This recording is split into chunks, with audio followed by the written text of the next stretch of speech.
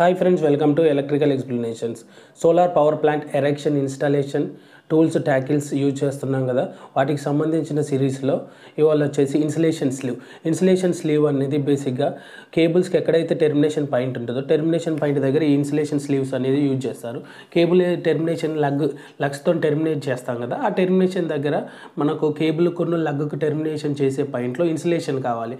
బేసిక్గా చిన్న చిన్న కేబుల్స్కి అయితే ఇన్సులేషన్ టేప్ వేస్తాము. అదే పెద్ద cables AC side or DC side ఎక్కువ ప్రొటెక్షన్ ఉండాలంటే ఇలా ఇన్సులేషన్ స్లీవ్ వాడతాము.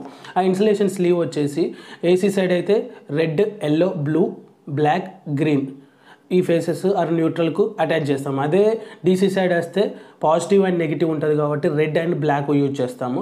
ఇన్సులేషన్ స్లీవ్ అనేది బేసిక్గా protection and safety purpose, indication గురించి ఏ ఫేస్ అనేది మనకి ఇండికేషన్ కూడా తెలుస్తుంది.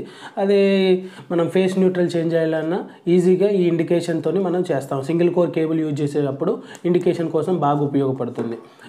Thanks for watching video friends.